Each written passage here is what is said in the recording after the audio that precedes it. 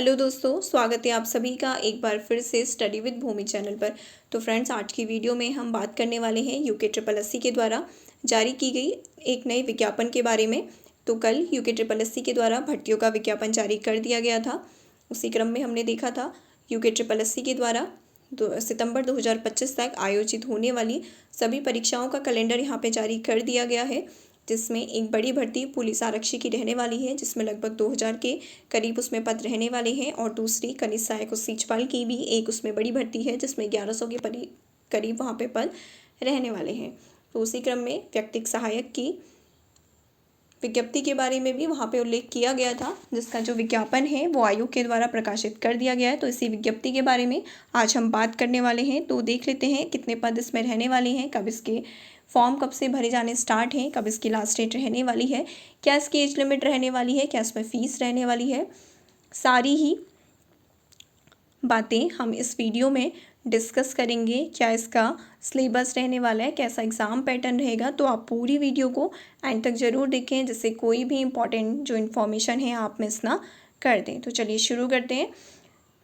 तो 17 सितंबर को आयोग के द्वारा समूह गौ के अंतर्गत अपर निजी सचिव, व्यक्तिक सहायक, आशुलिपिक सह डाटा एंट्री ऑपरेटर के रिक्त पदों पर यहाँ पे भर्ती विज्ञापन जारी किया गया है।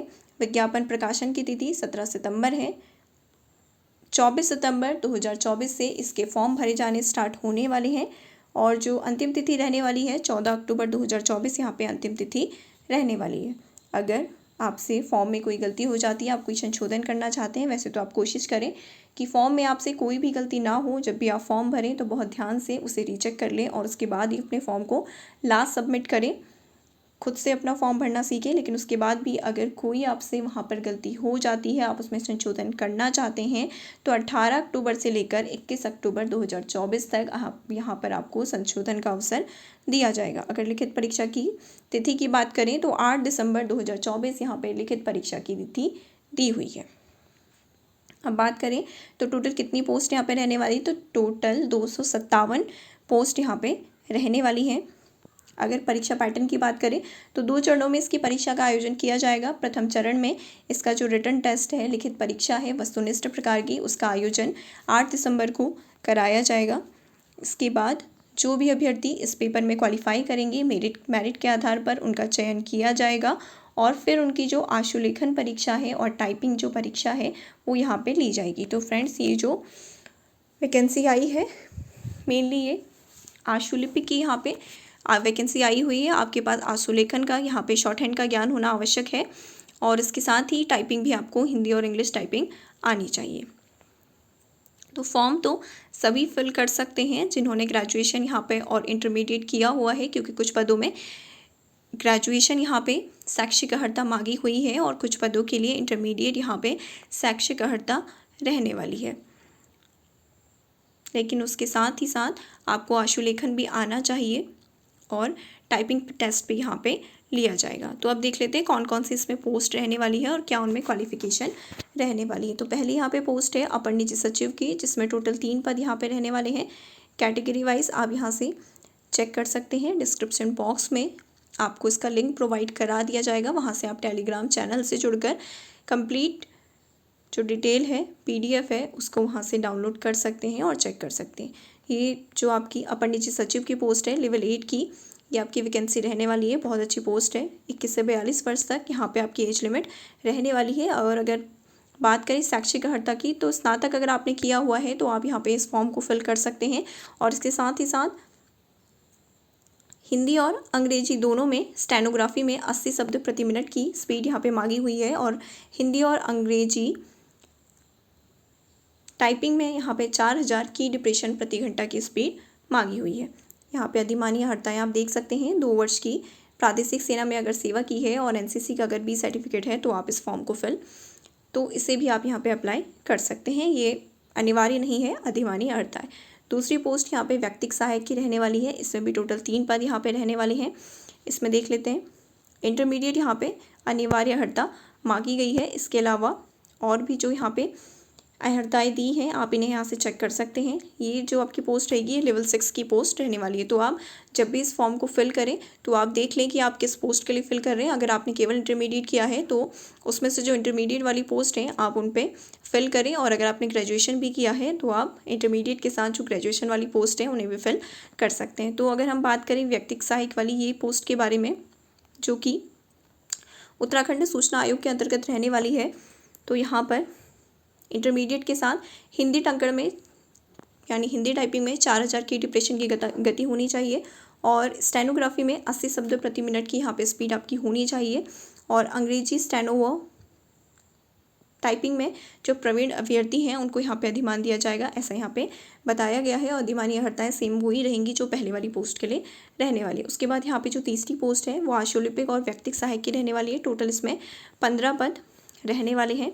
शैक्षिक अर्हता आप देख सकते हैं, माध्यमिक शिक्षा परिषद और राज्य सरकार द्वारा प्राप्त समकक्ष परीक्षा यहाँ पे उत्तीर्ण की हो, और कंप्यूटर का ज्ञान हो, और कंप्यूटर में टाइपिंग में 4000 की डिप्रेशन और आशुलेखन में 80 शब्द प्रति मिनट की यहाँ पे स्पीड होनी चाहिए। इसके साथ ही अगली जो यहाँ पे पोस्ट रहने वाली है वो व्यक्तिगत सहायक रहने वाली है, जो उत्तराखंड विधि विज्ञान प्रयोगशाला के अंतर्गत रहने वाली है। यहाँ पे इसमें टोटल 2 पद रहने वाले हैं।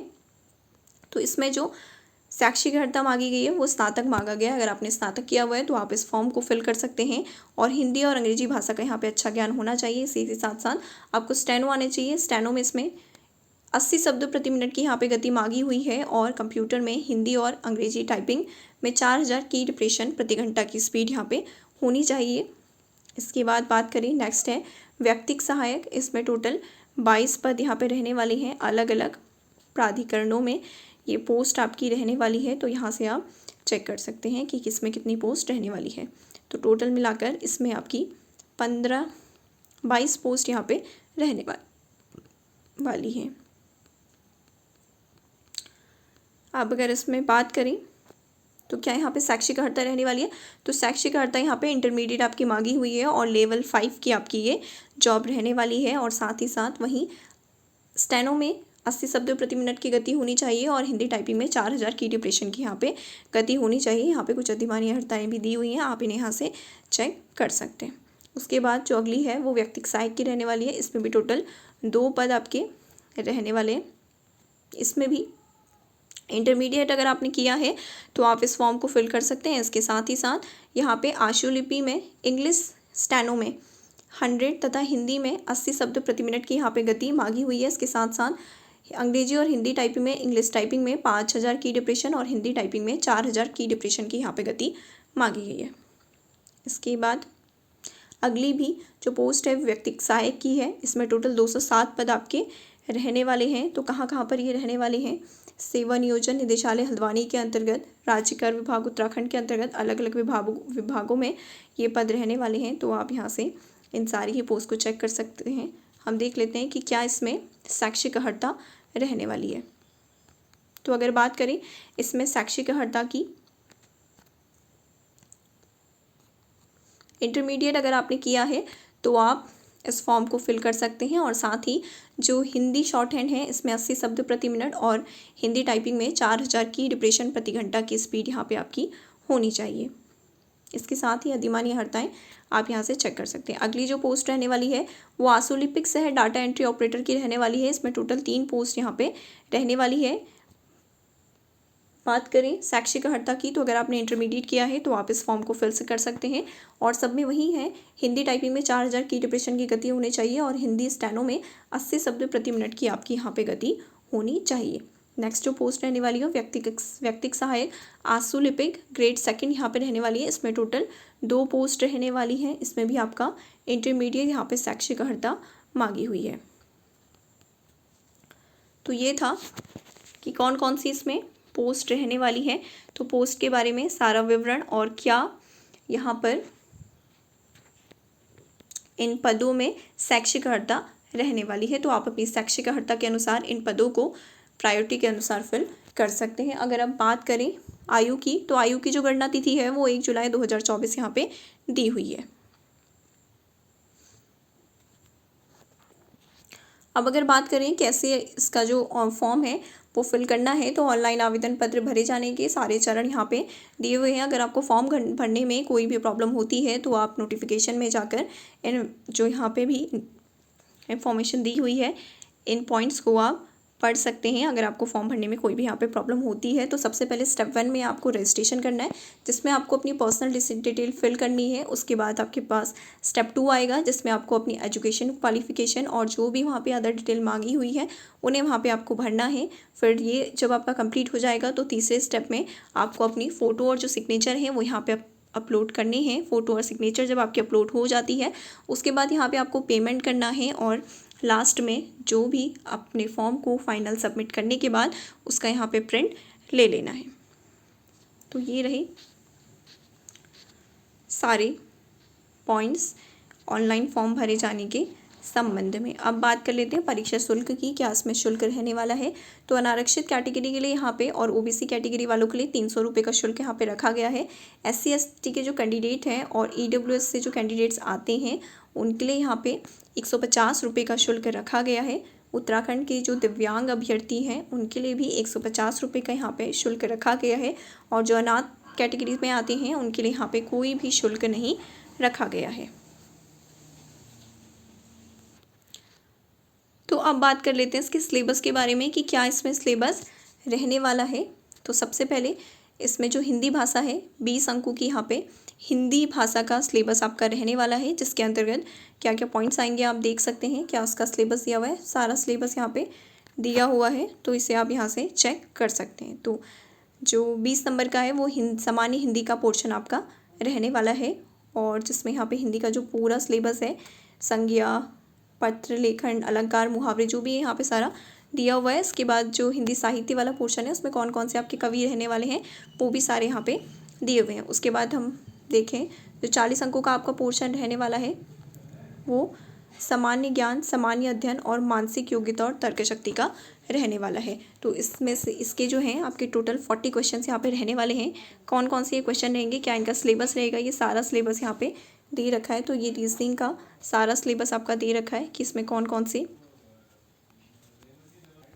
पॉइंट्स रहने वाले हैं, क्या क्या आपका सिलेबस है, सारा यहाँ पे दे रखा है। उसके बाद बात करें GS में आपका इतिहास से क्वेश्चंस पूछे जाएंगे तो उसका भी पूरा सिलेबस यहाँ पे दे रखा है। ऐसे ही भूगोल का भी सारा सिलेबस, भारत और विश्व दोनों का ही भूगोल यहाँ पे है।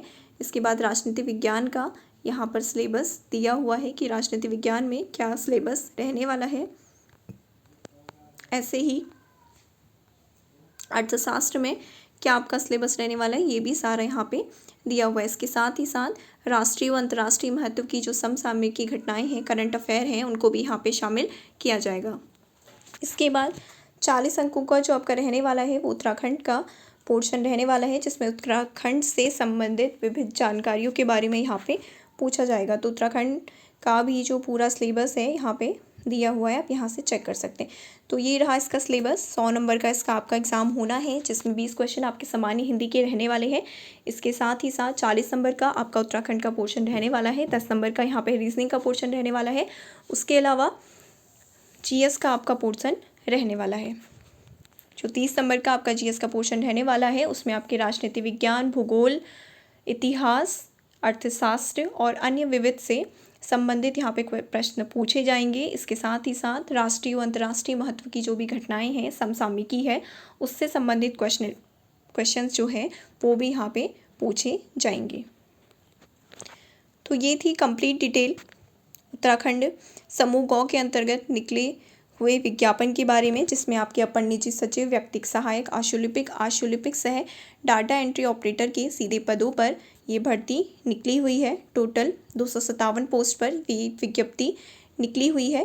तो इसके बारे में कंप्लीट जो डिटेल है सारी ही बातें हमने इस वीडियो में डिस्कस करी। तो इसके फॉर्म फिल करने में आपको अगर कोई भी परेशानी होती है, कोई भी चीज़ आपको समझ में नहीं आती है, तो कमेंट बॉक्स में आप हमसे क्वेश्चन कर सकते हैं। तो जो इसका एग्ज़ाम है 8 दिसंबर इसके एग्ज़ाम की डेट दी हुई है। पहले लिखित परीक्षा का आयोजन आपका होना है, जिसमें क्या सिलेबस रहेगा वो आपको बता ही दिया गया है। तो जो भी अभ्यर्थी फिर इसकी लिखित परीक्षा में क्वालिफाई करेंगे उनका यहाँ पे टाइपिंग टेस्ट होना है। टाइपिंग हिंदी और इंग्लिश दोनों में टाइपिंग टेस्ट है। अलग अलग पोस्ट के लिए अलग अलग यहाँ पे टेस्ट हैं, टाइपिंग और आशुलेखन के। तो टाइपिंग टेस्ट और शॉर्ट हैंड टेस्ट उसके बाद यहाँ पे लिया जाएगा, और जिन भी अभ्यर्थियों का इसमें भी क्वालिफाई कर लेंगे उसके बाद यहाँ पे इसमें फाइनल सिलेक्शन होगा।